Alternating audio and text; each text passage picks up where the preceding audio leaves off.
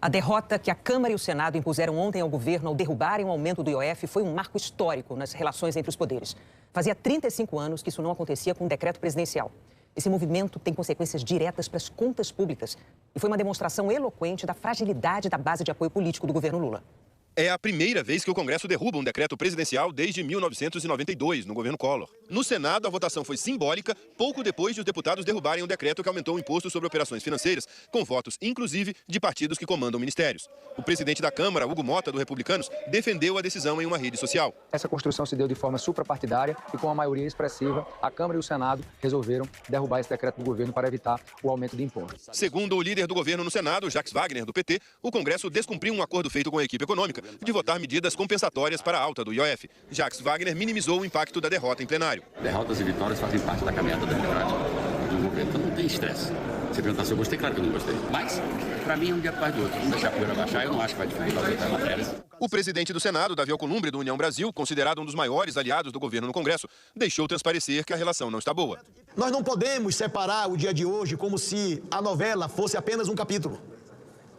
O que este parlamento fez ao longo dos últimos 2 anos e meio, apoiando a agenda do governo, não deve ser reconhecido para chegarmos até aqui? O que nós não podemos aceitar e não vamos aceitar são ofensas e agressões por uma decisão legítima do parlamento de deliberar um projeto de decreto legislativo. Alcolumbre promulgou a decisão na manhã de hoje. Com a queda do decreto, a partir da publicação no Diário Oficial, amanhã, deixa de valer a alíquota de 3,5% de IOF sobre remessa de recursos para contas de brasileiros no exterior. Ela volta a ser de 1,1%. A alíquota para operações com cartões de crédito, débito e pré-pagos internacionais, que tinha subido para 3,5%, volta para 3,38%. Deixam de valer também o aumento do IOF diário para empresas, a cobrança do imposto para operações de crédito de empresas e sobre seguros do tipo VGBL, uma forma de previdência privada.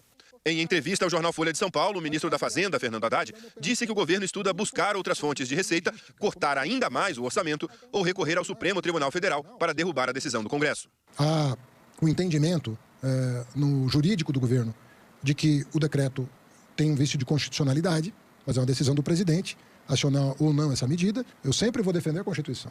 Se essa medida é texto constitucional. Como inconstitucional. Se houver uma manifestação da PGF ou da AGU dizendo que o decreto legislativo é inconstitucional, eu sou pela Constituição. E eu penso que o Congresso também vai defender a Constituição quando o inverso acontecer. Segundo o advogado-geral da União, Jorge Messias, ainda não há consenso dentro do governo. Levar o caso à justiça ou não divide a opinião dos ministros. E alguns consideram que o tema deve ser mantido no campo político. O líder do PT na Câmara, Lindeberg Farias, é a favor de levar o caso ao STF. Ele disse que a derrubada do decreto vai resultar em cortes no orçamento de programas sociais. A gente foi pego de surpresa. Existe uma relação franca ali entre os poderes. O que custava comunicar ao presidente da República, ao governo, a gente? Eu acho que nesse momento é que a gente tem que responder, porque não tem outra saída. Ou a gente recorre ao Supremo, ou vamos ter que cortar mais 10 bi de programas sociais, o que a gente considera muito injusto.